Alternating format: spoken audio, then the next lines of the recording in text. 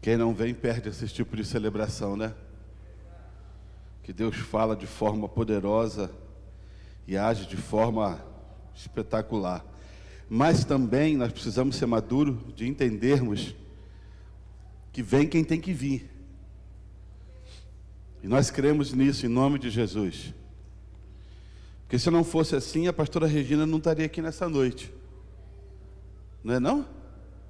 A pastora Regina me ligou essa semana, irmãos, tossindo pelo avesso.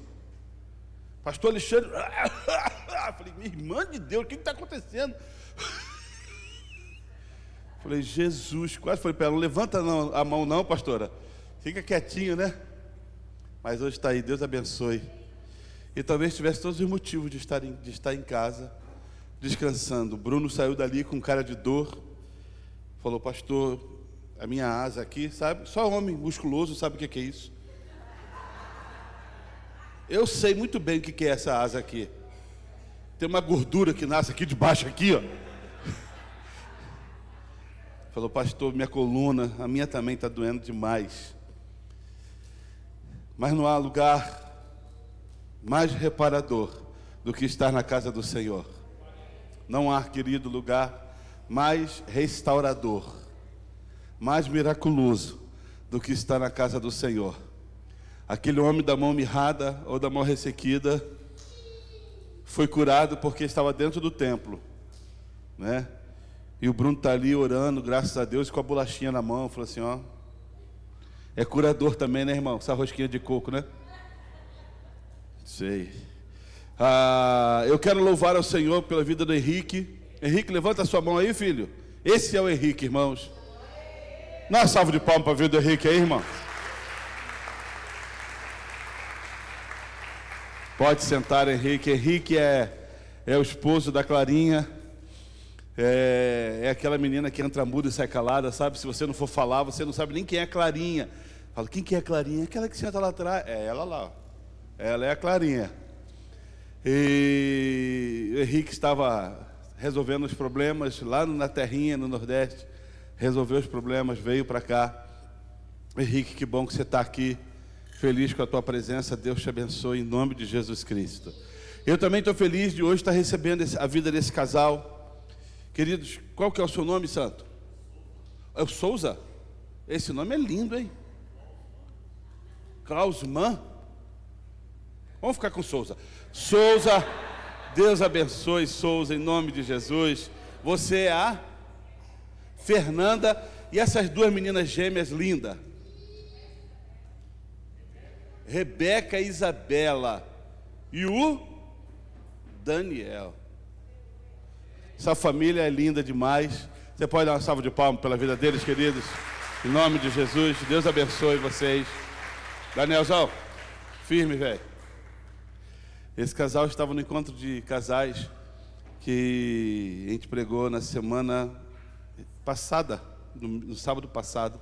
Deus abençoe a vida de vocês em nome de Jesus. Que bom que vocês estão aqui e feliz pela presença de vocês 5. Essa família linda aí. Eu estou orando a Deus para quando um dos meus filhos tiverem filho que tenham gêmeos. Gêmeos é legal, né, irmão?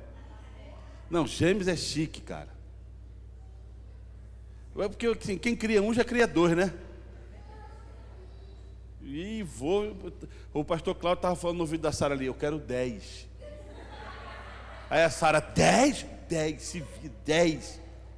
Rapaz, 10 não é fácil, hein? Tem que queimar a televisão e só fazer filho. Mas eu falo lá em casa, eu quero pelo menos 3, igual vocês assim, ó. 3 da Esther, 3 do Isaac, já são 6. Eu e Débora, 7, 8. Encheu a mesa. Débora e marido. Débora e marido sou eu. Esther. Conversa é essa? Eu estou na glória vendo, né? Esther e marido, Isaac e esposa, senta em qualquer lugar. Mas imagina, irmãos, que dia glorioso, eu sentar com meus netos assim na mesa, assim, ó. Oh, Jesus, eu quase choro. Pastor Milton já está sabendo o que é isso, a netinha, né? Delícia, delícia. Eu fico vendo ali, ó. Mara e Marcão. Mas é uma babação. Porque eu acordo às 4, pastor, vou tomar conta da Belinha. Belinha, Belinha, Belinha, Belinha. E a menininha de fato é linda. Oi, filha. Hoje ela engatinhou. Ai, coisa de vó, tá vendo?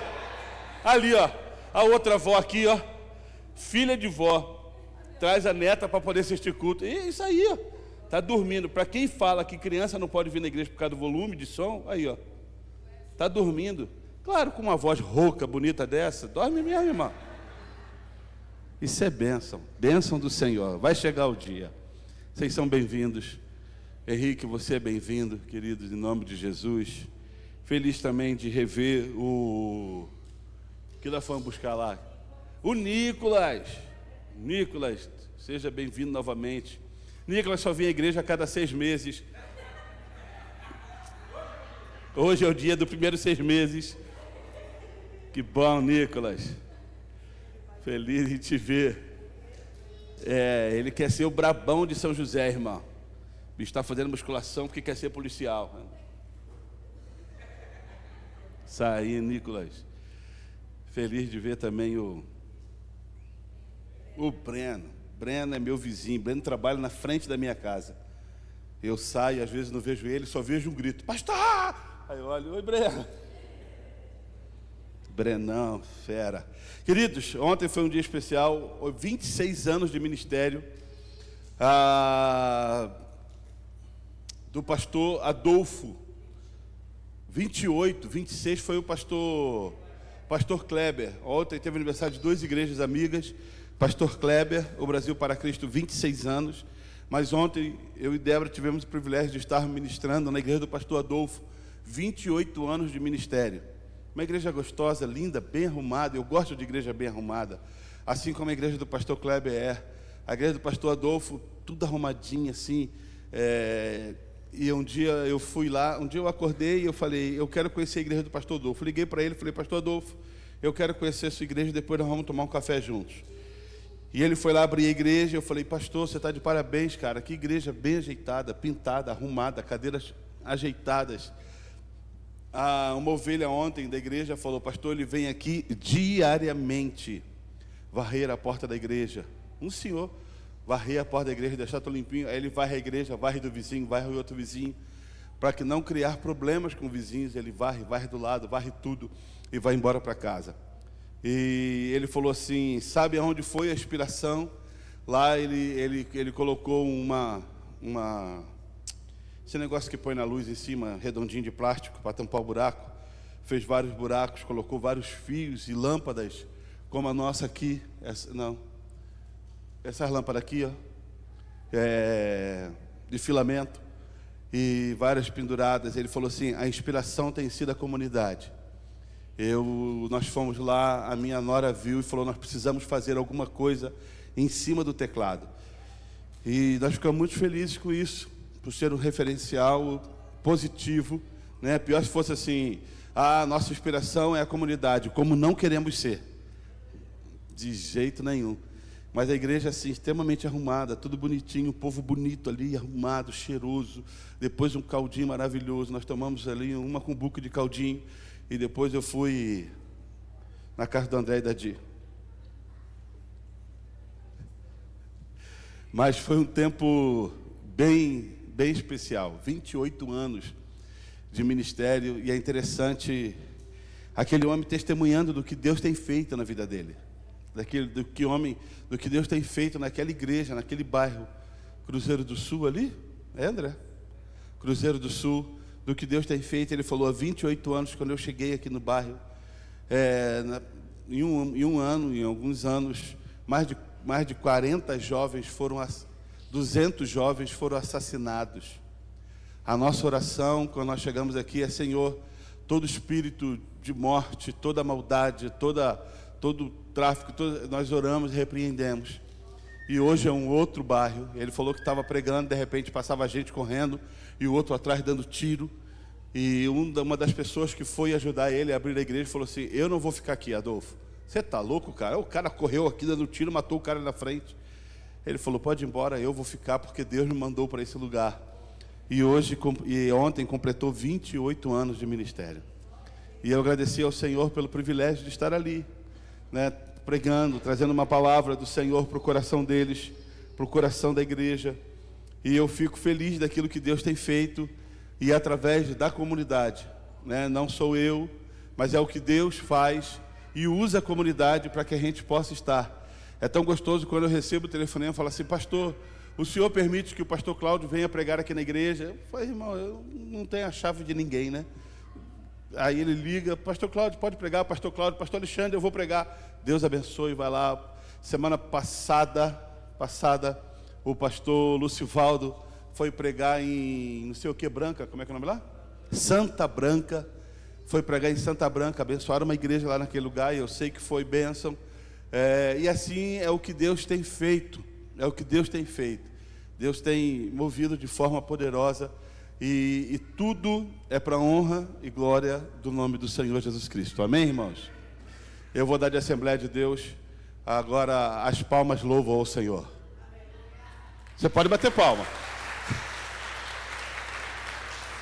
As crianças vão lá para a salinha e nós vamos meditar na palavra. Essa frase é bem assembleana, né?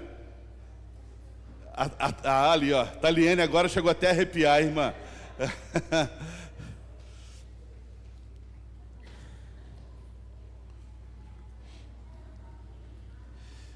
A semana passada eu falei para os irmãos, nós estivemos pregando numa Assembleia de Deus, Águas do Trono, lá, Encontro de Casais. Deve ser, né? Assembleia de Deus, mananciar de água viva. E foi um tempo bem especial. Louvamos ao Senhor por isso. Pois bem, o tema da mensagem de hoje é o desafio meu.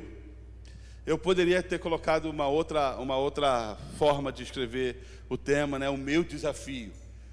Mas o desafio meu parece ficar mais aconchegante, mais obrigatorial, mais pessoal. E quando eu estava meditando sobre esse tema, sobre aquilo que nós vamos compartilhar nessa noite, eu falei: sim, Senhor, é o nosso desafio. Não o desafio de um pastor, de uma igreja, mas é o desafio de cada integrante dessa igreja. É o desafio de todos aqueles que são chamados para serem cristãos. Então é esse o nosso desafio. E aí eu estava meditando e pensando e qual que é esse desafio. Se nós pararmos e pensarmos no decorrer da nossa vida e história, nós temos como homens e mulheres, filhos, várias obrigações diárias. Então você repare, você como homem, você tem que todo dia, ou como mulher, você tem que todo dia acordar, se arrumar, não importa, chuva, faça sol, mas você tem que levantar, você tem que se arrumar, esteja você cansado ou não. O cansaço não pode te dominar, você tem que levantar, trocar de roupa, tomar um banho. Uns tomam um banho, outros falam: vou tomar banho à noite, esquece, toma banho no outro dia à noite, né? Dá mais de 48 horas, e aí fica daquele jeito. E aí você se prepara, vai trabalhar, e aquele tempo ali você fala: Jesus, por que isso? E aí eu vou usar uma frase que a Esther fala assim: eu quero voltar a ser criança, né? Porque quando eu era criança era muito bom. Eu reclamava que eu tinha que ir à escola de manhã, mas voltava, tirava o soninho da beleza, assim, ó, da 1h às 5. A pele lisa, corpinho descansado.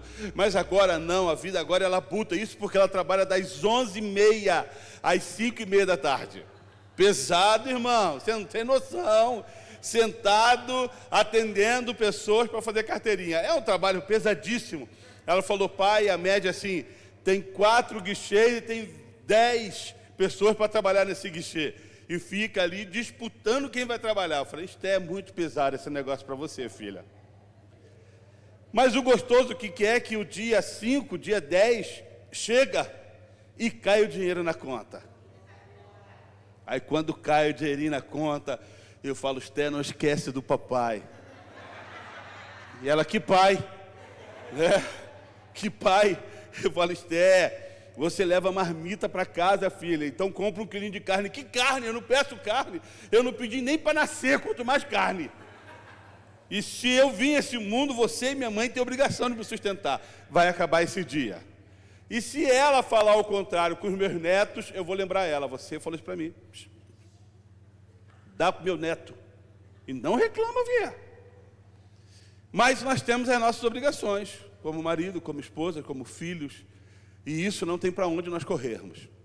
E como servos do Senhor, como cristãos que nós somos, lavados, redimidos no sangue de Jesus Cristo, também temos o desafio nosso de cada dia. Aí as coisas começam a pegar. Porque nem sempre nós vivemos essa autenticidade do cristianismo. Nem sempre nós fazemos conforme temos que fazer em relação a sermos crentes. Às vezes nós mercadejamos, negociamos a vida cristã, a postura cristã. Às vezes nós negociamos os posicionamentos que nós devemos ter, e às vezes esses posicionamentos têm que ser inegociáveis, e nós negociamos, e quando começamos a negociar o que é inegociável, aí, querido, eu e você começamos a nos afastar de Deus. Existem coisas na vida que são inegociáveis, e quando nós abrimos precedente, quando nós abrimos possibilidades, quem sabe, né, vou pensar, vou ver o que faço, você já está abrindo não somente uma janela, mas uma porta escancarada para que você certamente ande longe dos caminhos do Senhor. Mas a vida também tem essas obrigações cristãs. Quando você toma essa decisão de se batizar e aceitar Jesus Cristo, se batizar, vir e se tornar um cristão, queridos, nós somos lavados por isso. E essas decisões da nossa vida fazem com que aquilo que está ao nosso redor seja impactado. Aquilo que está ao nosso redor mude. Só para que você pense, por exemplo, lembre-se você antes de ser cristão, as pessoas quando conheciam você sem ser cristão, e as mesmas pessoas que te conhecem hoje como cristão, eles precisam ver diferença em nossas vidas. Alguma coisa aconteceu na vida do Alexandre. Alguma coisa aconteceu na vida dele e dela. Eu lembro-me quando estava na escola, eu já contei aqui, eu tinha uns amigos que na hora do intervalo estudavam à noite, porque eu queria trabalhar, porque meu pai não tinha condições, e eu queria trabalhar, porque eu queria ter um dinheirinho no bolso, e eu fui estudar à noite. E à noite você não tem horário, você sai a hora que você... A primeira surpresa foi essa, você sai a hora que você quiser. A professora está falando, com licença, professora, tchau. Mas você vai, não interessa, vai embora. Nossa, que máximo! A dona Guaraci não fica lá fora me esperando. A dona Estela não ficava nos corredores falando, onde você vai, Jorge? Já para dentro. Dona Guaraci era uma diretora terrível. Só em falar o nome dela já arrepia. Eu tenho trauma daquela mulher. Também o nome Guaraci, irmão, imagina. Mas eu lembro daquela senhora até hoje. E a dona Estela é viva. E uma senhora que por muitas vezes ela me ajudou a ser quem sou hoje. Muitas vezes me ajudou. Quando eu fui estudar à noite, eu comecei a ver que eu poderia fazer isso. Então o intervalo começava, eu ia com os amigos na padaria, que era na esquina da escola, chegava lá, eles tomavam fogo paulista, tomava cachaça de tal. Nem sei o nome de cachaça, porque não bebo vinho, tomo cachaça. Então, compravam. Toma aí, Jorge. Eu falei, não vou tomar não, vou tomar uma Coca-Cola. E essa postura, algumas vezes, fez com que essas pessoas que moravam no bairro onde eu morava, fosse à igreja, fosse visitar, fosse ouvir, fossem ser impactados. Um deles se converteu, depois mudou do bairro e foi viver a vida em outro bairro com a família. Mas essa postura, fala assim, não, eu não quero, eu não bebo, eu não fumo, eu não me envolvo, e eu não quero. A única vez que eu comprei cachaça na minha vida foi que eu já morava em São José dos Campos.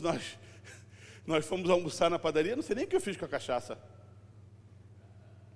Pimenta, pastor Milton é ocupado. Pastor Milton falou assim, comprei pimenta, falou assim, põe cachaça na pimenta, não é cachaça? E eu falei, vou fazer uma pimenta. Almocei, e aí cheguei no balcão, e o cara, e aí, tudo bem, pastor? Tudo bem? Ah, cachaça. O quê? Ah, cachaça. Lembra? O cara ficou assim me olhando, é isso mesmo que eu estou ouvindo? O cara me deu, eu vim com um copo assim, ó. Entrei no carro, dei da mão da Débora. Meu irmão, o carro ficou fedido, cheio de cachaça. Falei, bom, Débora, larga a mão desse negócio. Não dá, cachaça e crente, carro de crente, não combina de jeito nenhum. Tudo bem, você não é cachaceiro, fico feliz por isso. Mas aonde você vive, o que você faz, como cristão, tem que impactar, tem que causar diferença. Nós tivemos aqui há pouco tempo atrás, o nosso prefeito veio aqui numa reunião maravilhosa. Pensa num tempo especial, irmão. Quem não veio achando que ia falar de política, perdeu. E eu fiquei encantado por aquela reunião, da simplicidade e de mostrar a cidade e as necessidades da cidade. Porque só sabe da necessidade os moradores. Não é verdade, irmãos? Você sabe. Então o Maurício levantou, não, porque o zoneamento assim. Marcão levantou, porque minha rua é um lixo, está cheio de buraco. E ele está achando que está tudo bem. O outro levantou, reclamou, eu levantei e falei, alguém mandou uma mensagem sobre médico, falta de médico na cidade. Ele foi lá e explicou. Quem sabe da cidade é quem mora na cidade, apesar de São José dos Campos ser uma cidade maravilhosa. Apesar da nossa cidade ser uma cidade boa para se morar, porque bom mesmo é o quê? Nossa, que propaganda, irmão! Eu não ganhei nada com isso. Bom mesmo é isso.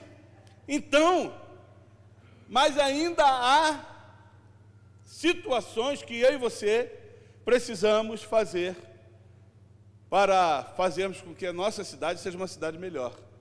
E eu estava ontem lendo um pouco sobre isso, sobre as situações, e isso não foi, eu não precisei fazer uma pesquisa longa, irmão, pesquisa de 30 segundos, só para que você entenda o que é São José dos Campos.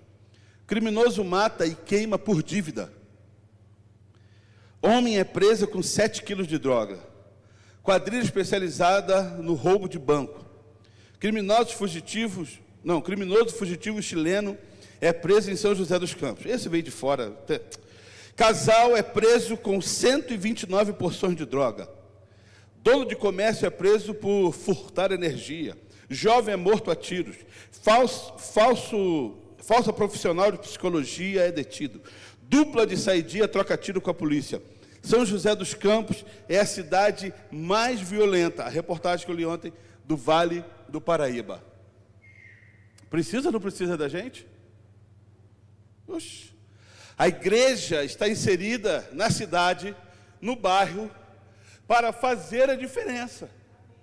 Nós estamos inseridos no Bosque dos Eucaliptos, na cidade de São José dos Campos, no Vale do Paraíba, para fazermos a diferença como igreja do Senhor.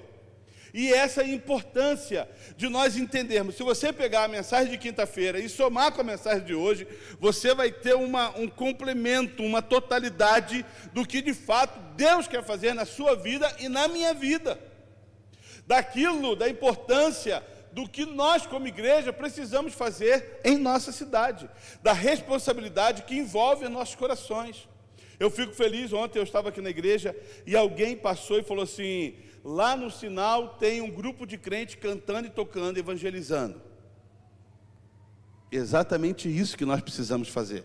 Talvez fale assim, pastor, isso está fora de moda. Inferno, irmão, não brinca de ser inferno. O diabo não brinca de ser diabo. Eu estava vendo na internet uma igreja que fez pedágio de oração. Eu amei a ideia. Eles pararam a parte da frente da igreja, claro que não é numa avenida como a nossa, colocaram pessoas na frente, assim, ó, no decorrer da rua, queremos orar por você, e alguém assim, ó, oração aqui. Os carros vinham, entravam nessa faixa reservada, entravam ali, e alguém se pendurava no vidro e falava assim, quero orar por vocês, Senhor, abençoa, e abençoava aquelas pessoas, ou aquela pessoa que estava ali dentro. Enquanto um estava orando com um carro, parava mais 3, 4, 5 carros, e as pessoas iam orando, e quando saía de 5 em 5, encostava 5, e que coisa linda! várias pessoas recebendo da oração.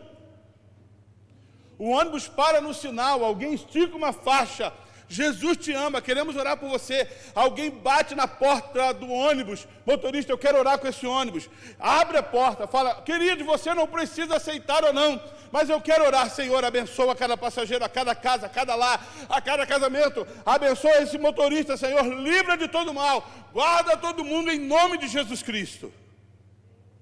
As pessoas sentadas ali dentro falam, o que está acontecendo?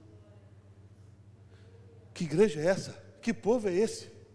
Não me pediu oferta, não me pediu nada, não falou nome de igreja, não falou endereço de igreja, não falou nada. A única coisa que eles falaram, queremos abençoar a sua vida. Você entende que esse é o papel da igreja? Por que nós, como igreja, não conseguimos fazer isso, irmãos? Sabe por quê? Porque estamos centrados no nosso próprio problema, nas nossas próprias dificuldades. Porque como eu posso orar por ela se eu tenho problemas? Como que eu vou orar por cura por alguém se a minha coluna está doendo? Como que eu vou orar para que Deus abençoe alguém se eu estou precisando de bênção? E enquanto eu e você estivermos olhando para nós mesmos e preocupado com, em primeiro lugar, eu do que Ele, o Senhor não faz. Mas quando eu deixo de me preocupar comigo e começo a me amar as pessoas, que é o que a Bíblia diz, amar ao próximo como a você mesmo, quando você começa a amar as pessoas, Deus começa a ver a sua necessidade, daquilo que você precisa, das bênçãos que você necessita, e Ele começa a derramar, porque a Bíblia diz que é dando que se recebe. Quando eu, como igreja, me preocupo com isso, automaticamente Deus não fica devendo nada para ninguém. E isso é lindo. Nós ficamos. Hoje o pastor Cláudio chegou e falou assim, falou com o Guilherme veio falar comigo e falou, pastor, não tem internet na igreja. E eu enchi o peito e falei, como que não tem internet na igreja? Internet está paga. Está aqui, ó, pastor Cláudio. Está pago. E ele falou, beleza. Ligou para Vivo. Falei, liga lá agora. Acabou a escola dominical e falou assim, mês passado não foi pago.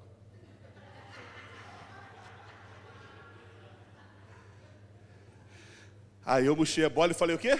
Isso acontece, né, Cláudio? Você sabe que isso acontece. Como é que pode esse está pago, mês passado não está pago? Isso acontece, irmão, misturou tudo. E esse negócio agora, que não vem mais papel, só vem e-mail. Para quem não vem e-mail, enrola tudo. No reino, é diferente. É dando. Que o Senhor vai fazendo. Que o Senhor vai complementando. Que Deus vai abençoando. Quando eu falo sobre isso, eu lembro da vida, e eu vou usar o exemplo da Di e do André. Di e André todos os anos e servem na igreja o ano todo. Servem na igreja o ano todo. Vou falar porque eu conheço, caminho junto. E se eles se gloriarem 1/1000 de segundo, eu chamo a atenção deles. E não tem problema de chamar a atenção deles. São meus amigos. Ontem eu sentei lá e falei, o que tem para comer aí? Ela falou, pastor, nós estamos comendo isso. Eu falei, não quero. Eu vou comer pastel. Aí a André falou, não. Come o pão com salsicha. Porque eu vou comer o seu pastel também. Então o senhor come o meu pão com salsicha que eu vou. E nós tivemos um tempo ali especial. E batemos um papo, ficamos juntos ali algum tempo. Servindo. E eles servem o ano todo na igreja. Numa passagem de ano, eles estavam ali fazendo todo o jantar de final de ano. O que vocês passaram aqui, que foi dividido, várias pessoas trouxeram. A Di e o André fazem tudo sozinho. Eu não meto a mão em nada, irmãos. Porque o único ano que eu fui assar leitoa, eu fiquei com dó da leitoa morta. Eu falei, deixa a leitoa comigo. Aí aquele leitãozão morto, assim, em cima da minha pia. Eu liguei para minha sogra e falei, minha sogra, o que eu faço com isso aqui?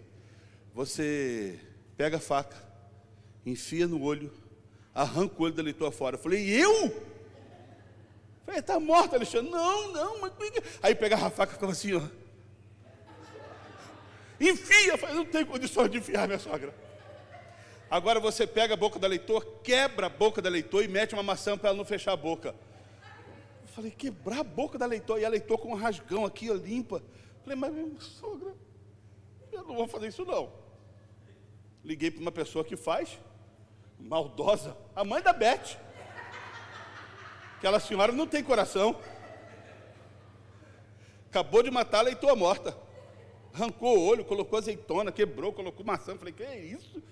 No dia eu fiquei olhando, falei, eu vou comer esse assim mesmo, vai. Poxa, tá uma delícia. Tava uma delícia. Mas eles servem, fazem o ano todo. Um ano um pastor chegou aqui e falou assim, eu estou vendo vocês trabalhando na casa do Senhor. Vem cá, chamou a Débora, levou eles lá para trás. E eu fiquei aqui dentro. E o pastor falou, peça ao Senhor algo, que o Senhor vai responder vocês. O desejo deles qual que era? Aralice. E eles, nós queremos um filho. Daqui a um ano, vocês vão estar com um filho no colo.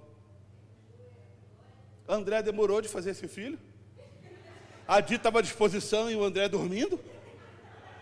Conclusão, quando a Di ficou grávida, na gravidez, ela nem sabia que estava grávida, tomou um tombão aqui dentro da igreja, irmão, lavando a igreja.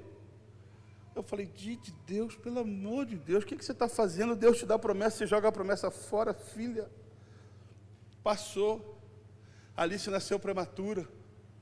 Quanto tempo ficou no hospital? 3 meses no hospital. E chegando a data, nessa data, ela vai estar no teu colo. André e Dinho, todo dia no hospital, na Santa Casa, para ver a Alice, pequenininha, irmãos, eu olhava assim, transparente, falava, meu Deus, tem misericórdia dessa... E aí o pessoal falava assim, olha, toma cuidado, porque normalmente não sobrevive, tem intercorrência, e é muito difícil sobreviver. Quando chegou no dia da promessa de Deus, André e Diana foram visitar Alice no hospital antes de vir para a passagem de ano. A médica que estava de plantão falou assim, vocês querem pegar ela no colo? Dentro da UTI, na incubadora. A promessa é, daqui a um ano, vocês vão estar com essa criança no colo. Aí a Di e o André que falou, claro, pegou aquele bebezinho pequenininho, deu na mão deles. A promessa do Senhor se cumpre. Semana passada, retrasada, Rafael e Maiara vieram testemunhar que estão grávidas. Sabe como as coisas aconteceram? E quem me despertou isso foi o André. Falou, pastor, como a coisa é linda. Os dois, talvez você não tenha nem noção disso, mas a palavra do André foi para mim. Eles começaram a servir na igreja, trabalhar, fazer as coisas. A Maiara, que o médico falou que não podia ter filho porque tinha vários miomas, engravidou. Mioma de um lado, bebê do outro. Você está entendendo a diferença, queridos, de você colocar a vida diante de Deus e trabalhar não para uma placa denominacional, mas para o dono do reino?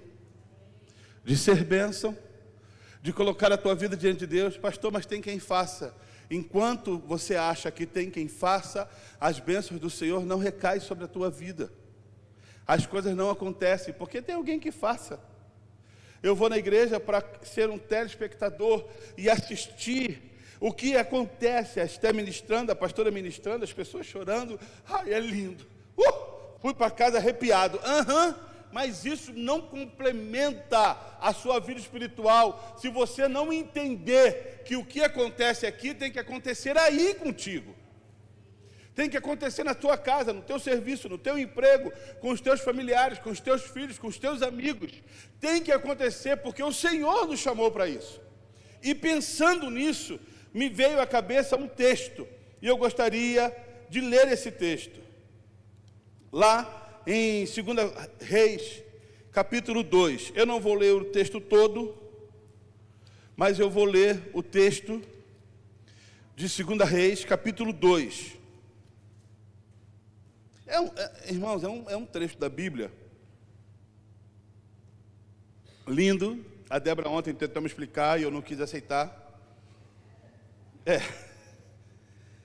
Ela explicou, eu falei, tá bom, bem, tá bom, eu vou continuar aqui com o meu pensamento.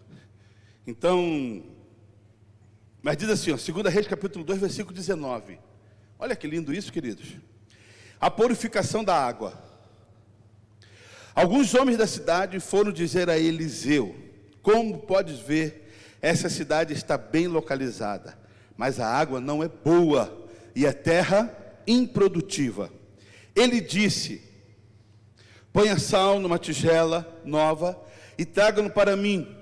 Quando a levaram, ele foi à nascente, jogou o sal ali e disse, assim diz o Senhor, purifiquei esta água, não causará mais morte, nem deixará a terra improdutiva. E até hoje, a água permanece pura, conforme a palavra de Eliseu. Amém, queridos? O que é esse texto antes? O capítulo 2 no começo.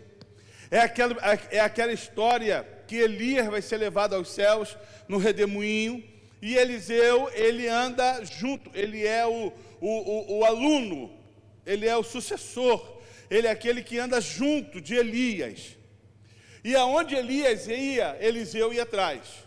Aonde Elias fala, Eliseu, dá um tempo, irmão, dá um passo atrás aí, né? Não precisa ficar perto. Não, aonde você for eu vou. Chega um momento que Elias atravessa o Jordão. Quem passou cola, amava isso na escola.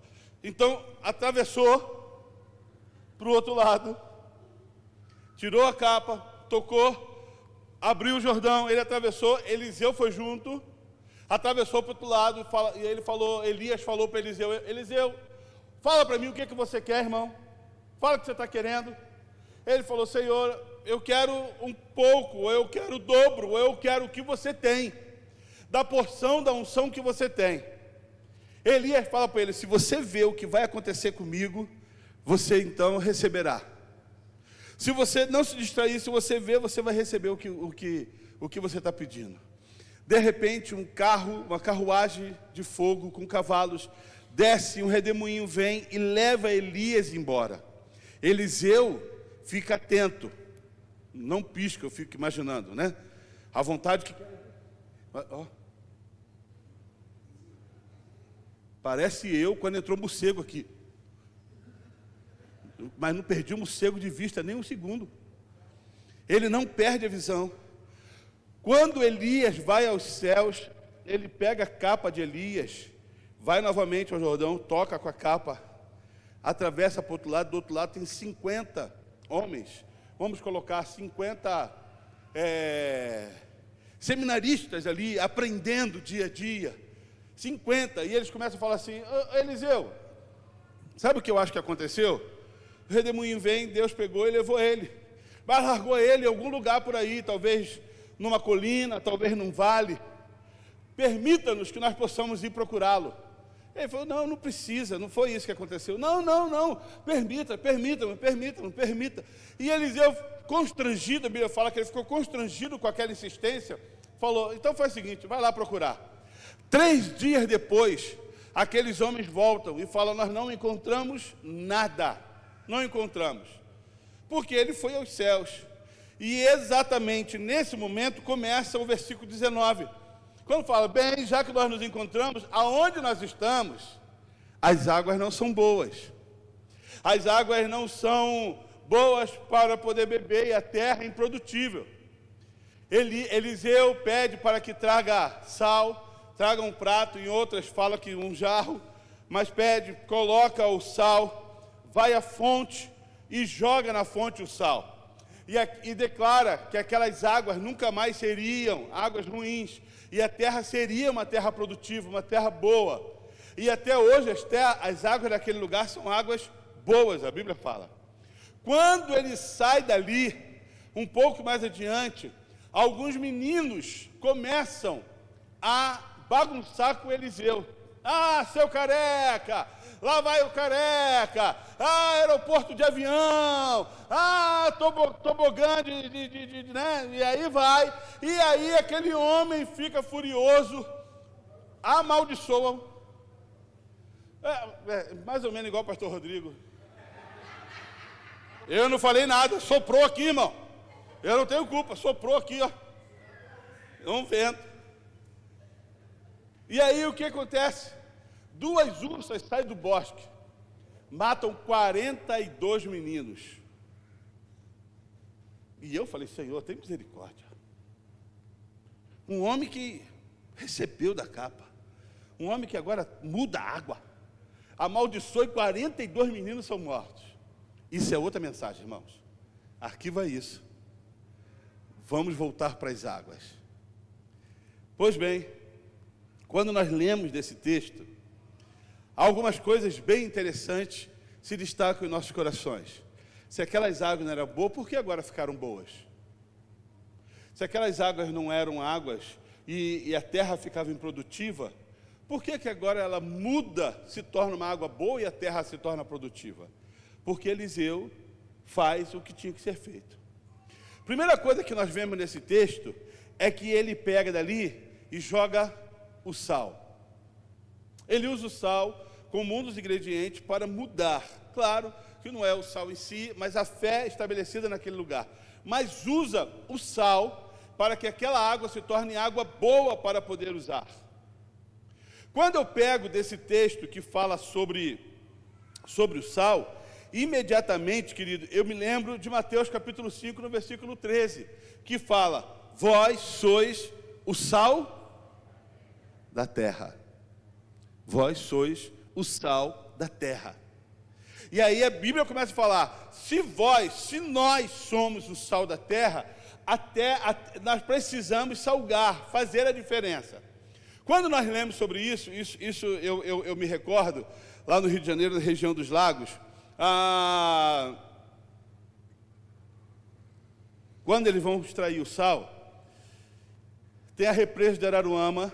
Agora não é mais assim, agora é de outra forma, mas era assim, o sal-cisne era lá, eles represavam parte da água da represa, uma camada fininha, ali o sol e o vento, é uma região que venta demais, levava, evaporava, levava embora, ficava aquela camada de sal fininha, os homens tinham um rodo grande, e eles vinham empurrando aquela crosta branca, é lindo de se ver, porque tem aqueles cataventos grandões, sabe?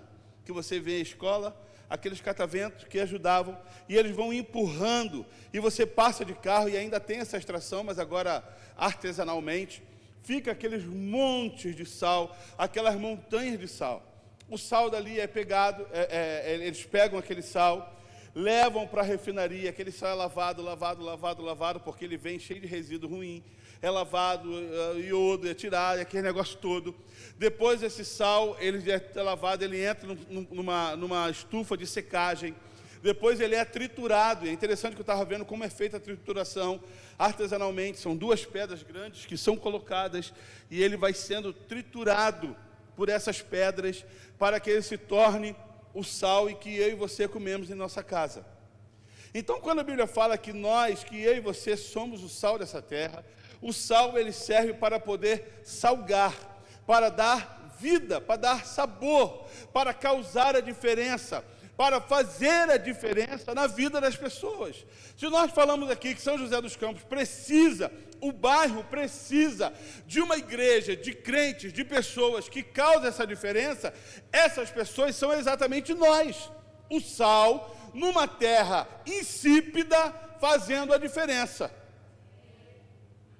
Você está compreendendo até aí, amém, irmãos? Está sendo claro aí? Ou já ficou lá atrás na ursa? Vem aqui no sal.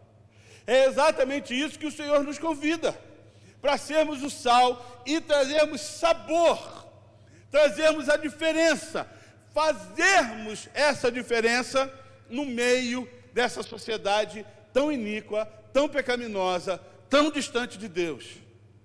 Eu sei que a cada dia está mais difícil, e as igrejas têm mercadejado, negociado essa situação.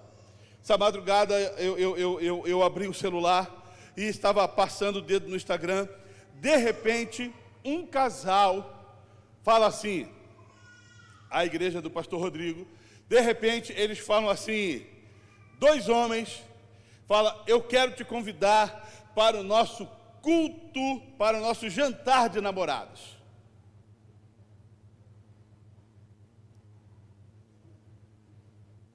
Aí eu olhei e falei: não, peraí, será que eu estou ouvindo direito?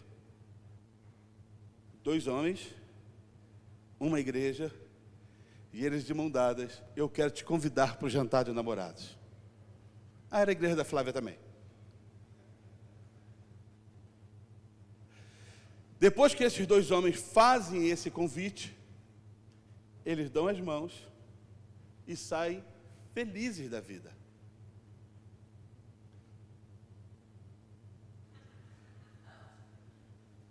E eu falei: Senhor, sabe por que o sal não está salgando? Porque a igreja está deixando de ser igreja. Porque nós estamos sendo permissivo com aquilo que não é para ser permissivo. Nós estamos sendo flexíveis com aquilo que não é para ser flexível. E no começo da mensagem eu falei: nós estamos negociando com aquilo que é inegociável. Não estou falando de amor, não estou falando de receber, não estou falando de tratar bem, não estou falando que as portas da igreja estão abertas, não estou falando disso, mas representar uma placa denominacional é muito sério. É muito sério. A igreja não causa mais a diferença. A igreja virou qualquer lugar. E não é qualquer lugar, queridos. Quando eu era jovem, criança, eu entrava na igreja com toda a reverência de estar na casa do Senhor. E quando eu sabia que quem ia pregar era um profeta que lia, que via, que revelava até RG, meu irmão, eu ia para aquela igreja, para aquele culto de jejum, orava e falava: Deus, tem misericórdia, porque esse homem vai pegar e falar assim: você é filho do pastor. A alma saía do corpo. Porque o que esse homem vai falar de mim agora, o que essa mulher vai falar de mim? Nós não temos mais essa preocupação. Pastor Adolfo ontem pegou, abraçou o pastor e falou: pastor, só precisa levar esse homem na sua igreja. Eu falei: que bênção, pastor, vamos marcar para você ir lá. Pastor Adolfo falou assim: esse homem é uma bênção, ele revela até o número do RG. Eu falei: não vou levar.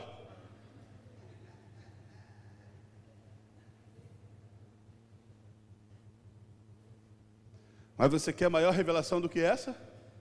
Que você precisa mudar o rumo da sua história, acertar a sua vida com Deus, senão um pecado em que você trata com carinho e afeição vai corroer o seu coração e interromper a sua trajetória até o céu?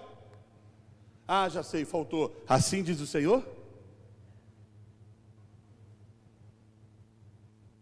A igreja está mercadejando, negociando, se flexibilizando para aquilo que não pode ser flexível, para aquilo que tem que ser sério, para aquilo que tem que ser norma, estatuto, vida cristã. E eu não digo só, e hoje nós falamos isso na classe dos jovens, eu não digo só de uma questão homossexual ou não, mas digo que às vezes somos bons para apontarmos, mas não olhamos o nosso pé cheio de lama. A mentira também é pecado. Olhar para a irmã também é pecado. Tantas outras coisas também é pecado. Mas pecado pesado é o que você faz, não o que eu cometo. Pecado pesado é o que ele faz, e não o que eu faço. E a Bíblia não traz em momento nenhum peso, como é que chama? Não traz consequências do pecado.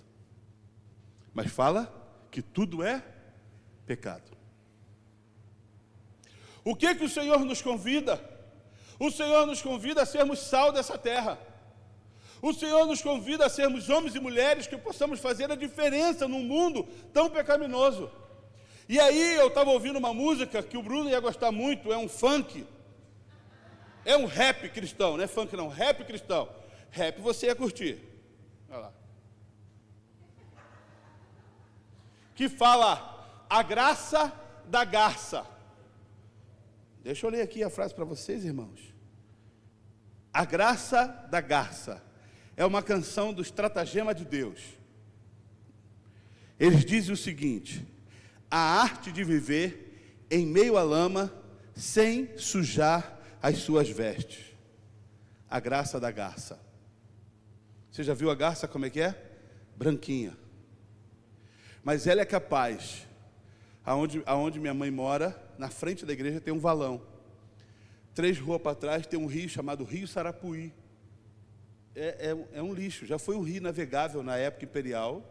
Acharam lá, como é que chama? Porto. Mas hoje jogam corpos, joga lixo, joga cachorro morto, joga tudo lá. Então virou um lixo, virou um valão, só que tamanho big.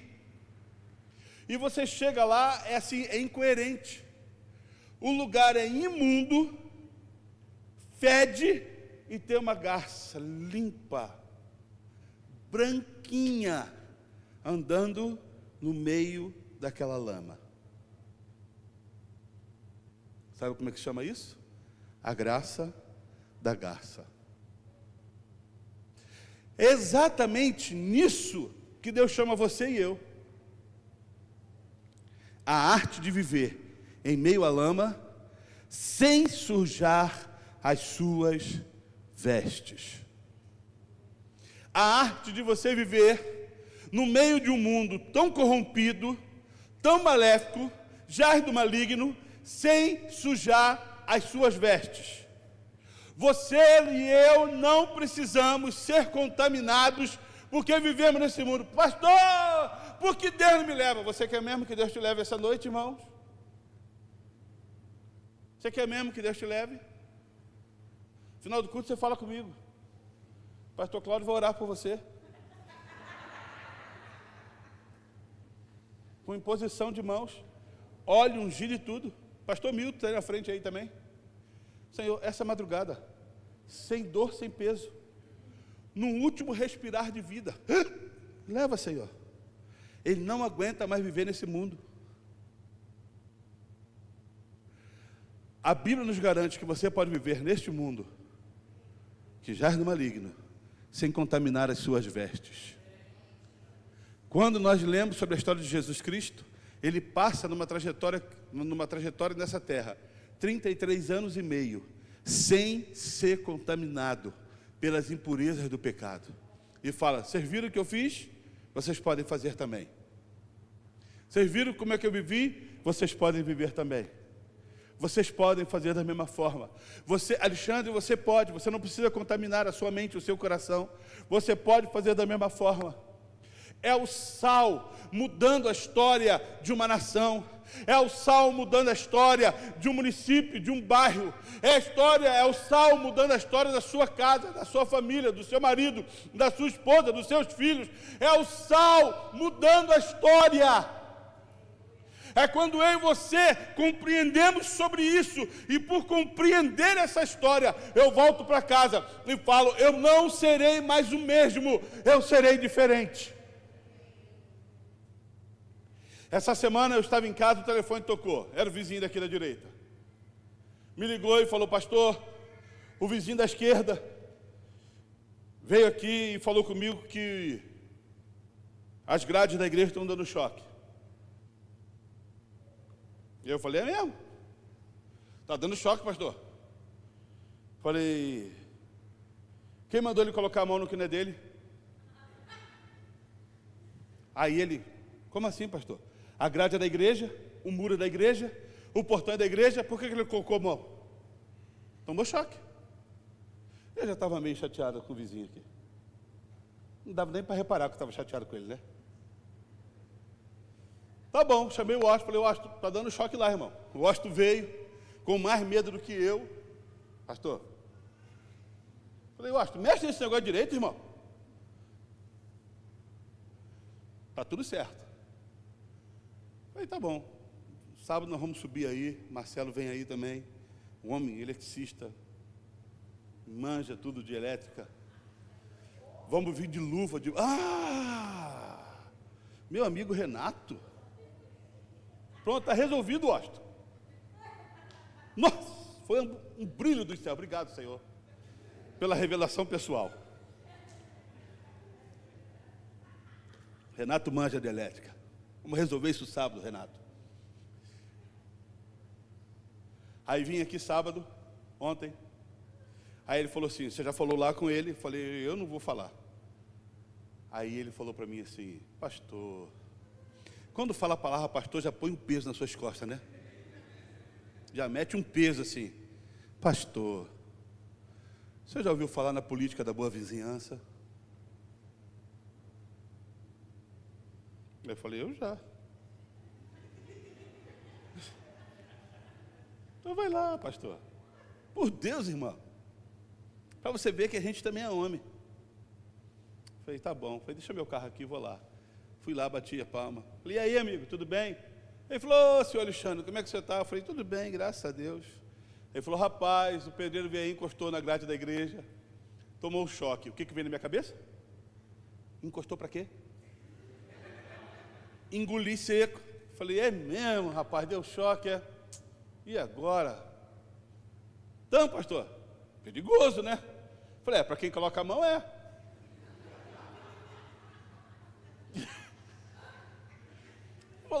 Eu falei para ele, eu vou resolver esse negócio. Eu vou pegar uns homens da igreja aí, nós vamos subir no teto aí, vamos dar uma olhada aí. Então, pastor, então tá bom, obrigado. Tá tudo bem com o senhor? Eu falei, tá tudo bem. Tá tudo bem com a igreja? Eu falei, tá tudo bem. Você vir fazer o vídeo? Não, uma hora a gente aparece aí. Então tá bom, abraço. Deixa eu te perguntar, quanto custou isso? Nada. A única coisa que aconteceu, eu peguei o sal e despejei sobre a vida dele. Você está vendo a diferença, irmãos? Não estou falando de você não, estou falando de mim. Eu só peguei o sal e despejei sobre a vida dele. Agora deixa eu te falar uma coisa interessante. Sabe por quê que muitas coisas não mudam na sua casa, na sua vida, no seu emprego, com os seus sócios, com os seus parentes, com os seus filhos? Porque quando nós aceitamos a Jesus, nós nos colocamos num patamar. Eu sou pastor, aleluia. Eu estou em cima, vocês estão embaixo. Vocês viram isso?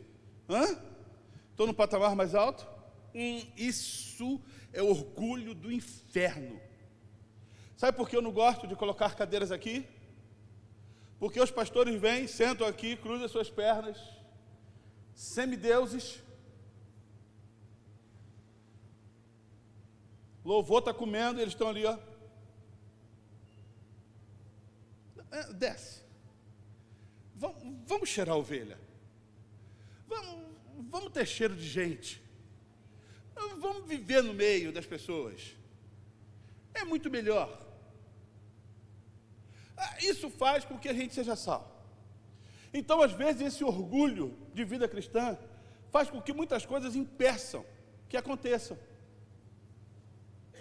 Numa mensagem que eu preguei aqui, eu falei que às vezes, pelo orgulho de ser cristão, você impede um não cristão de estar aqui. Porque você, eu sou, e você ouve, aleluia. Eu tenho recado de Deus para a tua vida, aleluia. Assim diz o Senhor, aleluia. Cala a boca, aleluia. Irmão, você está louco? Perdeu a noção? Deixa eu te falar uma coisa. Eu fui ontem comer um churrasco. Fui convidado, André. Não na sua casa, você faz tempo que você não faz isso. Mas fui convidado. Cheguei na casa do Davi e da Beth. E o Davi, irmão, como bom escocês, é péssimo na churrasqueira. Péssimo. Ele assa filé de frango para comer. Fala, Davi, filé de frango, irmão? Pelo amor de Deus, filé de frango fica seco. Isso é coisa de escocês, de europeu. Peraí, coxa sobre coxa, coxinha, asinha. Isso é coisa de crente, irmão. Comprei uma carninha, levei lá, claro que faz parte. E quando eu estava ajudando a ele, o Espírito Santo foi falando comigo. Peguei a carne, peguei o sal grosso, joguei na carne. O que eu fiz naquela carne? Eu temperei a carne. Porque a carne sem sal é horrível. Pode ser picanha, pode ser ancho, pode ser chouriço, pode ser o que for.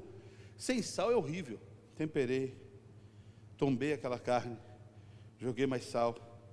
Peguei aquela carne com todo carinho e amor, pelo preço não está fácil. Coloquei em cima da brasa, dei uma paquerada nela, já eu volto. Peguei outra, coloquei, salguei, coloquei. Quando ela começou a suar de um lado, é a hora do tombo. O churrasqueiro sabe o que eu estou falando. Não é isso, Maurício? Tomba a carne. Tombei a carne, porque ela começou, deixei ali ela assando. Falei, Jesus querido, toda a carne agora vai ser despedaçada em nome de Jesus. Deixei ela assando. Quando ela estava ali ao ponto, ainda com aquele suco, tirei ela, cortei e comi. Maravilhoso, irmãos. Não é porque eu fiz, não. É dádiva de Deus. Deixa eu te perguntar uma coisa. Aquela carne que eu tirei sem tempero e temperei, ela deixou de ser carne? Não? Ela continuou sendo carne. Mas agora está com sal, mas continuou sendo carne. Tombei, joguei sal, coloquei na churrasqueira, ela deixou de ser carne? Não deixou de ser carne. Assei, virei, coloquei, ela deixou de ser carne? Sabe qual que é o problema? Sabe qual que é o problema? Porque você recebe de Deus e você acha, porque recebeu de Deus, você deixou de ser humano. Você deixou de ser marido. Você deixou de ser esposa. Você deixou de ser filho. Você deixou de ser empregado. Você deixou de ser um bom patrão, porque agora eu tenho Deus. E daí, a obrigação sobre você e sobre mim é muito maior. Eu não deixo de ser o Alexandre humano porque eu tenho do sal, porque eu tenho da presença de Deus na minha vida. Não. Eu continuo, só que agora temperado, transformado, saboroso em relação às pessoas que precisam de Cristo. Sabe qual que é a diferença? Você chega lá, querido, de salto alto, aleluia. Eu estou vendo, opa, o que foi? O anjo passou aqui, você viu, não viu? Você não viu porque eu sou crente, aleluia. Isso é besterol. O que transforma é o poder de Deus sobre a tua vida. O que transforma, o que vai impactar é o que Deus faz na tua vida, quando você é cheio da presença de Deus. E como o ser humano vai salgando por onde você passa. Você não deixa de ser humano porque tem Deus. Você continua sendo humano, cheio da presença de Deus. Esse é um dos maiores problemas da vida cristã. Nós achamos porque agora eu me converti, eu virei um ser de outro planeta. Você está louco, irmão? Você continua sendo a mesma pessoa. Sabe qual é o problema da igreja? Porque acontece algum erro com alguém, todo mundo perdoa, mas os crentes não conseguem perdoar. Pastor, eu não consigo mais ouvir Kleber Lucas e Leonardo Gonçalves. O que foi, crentão? Porque eles apoiaram o comunismo. Porque o mundo todo perdoou. Deus perdoou. Jesus perdoou. O sangue foi derramado. E eu e você estamos lá. Você está achando que você é ser de outro planeta. Porque o que tem em você não é seu, é Ele que te deu. Mas tem outra coisa interessante aqui. Foi colocado numa tigela. E eu estou acabando essa mensagem. Foi colocado numa tigela. Sabe o que é essa tigela? É o agente de unidade entre o sal e a fonte. Ele poderia ter pego a água, o sal. Pegou lá. Traz a tigela. Traz um vaso, uma tigela nova. Põe, agora joga aqui. Agente de unidade. Igreja sem unidade não vai a lugar nenhum. Não vai a lugar nenhum. Nós não fazemos nada. Nós não somos pessoas aleatórias jogadas e que chegaram num apanhado de pessoas, de um apanhado de um lugar com várias pessoas misturadas. Não. Nós somos pessoas lavadas e redimidas no sangue de Jesus Cristo. E eu preciso de você para sobreviver. Eu preciso de você. Eu conto com as suas orações, eu conto com a sua ajuda, eu conto com o seu amor, eu conto com a sua preocupação, eu conto com isso todos os dias, para que nós possamos sobreviver. Pastor Lucivaldo e Malu, conta com isso também. Também é muito nome, né? É Marilu, Malu, conta com isso também, conta com as orações, conta com a ajuda, conta com o amor, conta com a igreja de Cristo caminhando junto. A igreja tem que ser um agente de unidade. Que negócio é esse, irmãos? Aqui é um por si e Deus por todos. Isso é lá do inferno.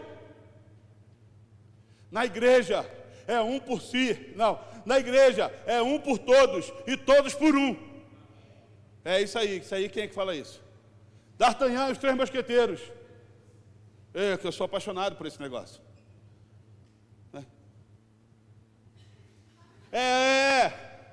Um por todos e todos por um. Ou vai todo mundo junto, Não tem esse negócio de ficar ninguém para trás. Você quer ver uma coisa? Você percebeu que hoje faltou bastante gente? Está todo mundo na internet. Claro, pode estar doente, resfriado, nós entendemos perfeitamente. Qual que é o meu papel, o teu papel amanhã? Fala aí.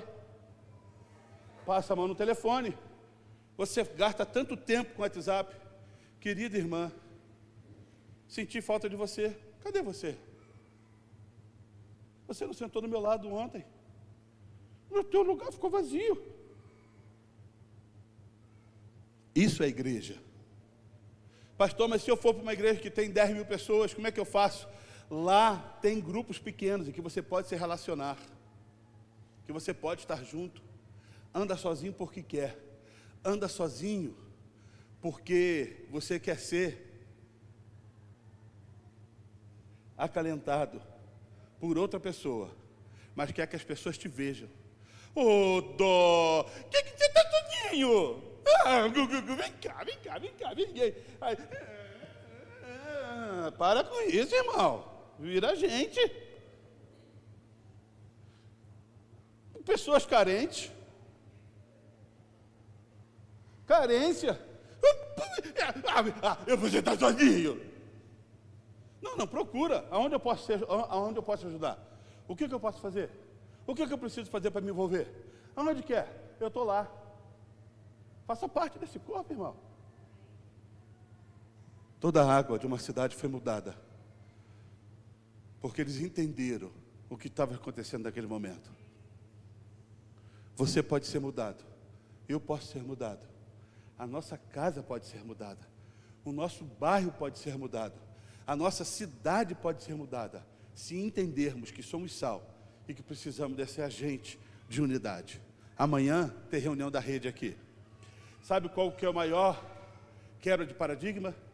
Unidade. É eu incutir na cabeça dos pastores, que seja ele de assembleia, de batista, de quadrangular, de igreja A, B ou C, de comunidade, que nós somos um corpo, uma só igreja. A maior luta é essa. Você não chega aqui dando carteirada. Ó. Não. Você chega aqui como um crente. Só isso. Como um servo. E nada mais. É o que nós precisamos como igreja de Jesus Cristo. Como parte integrante do corpo do Senhor. Você é sal e Deus quer te usar. Permita-se ser usado pelo Senhor. Vamos ficar de pé?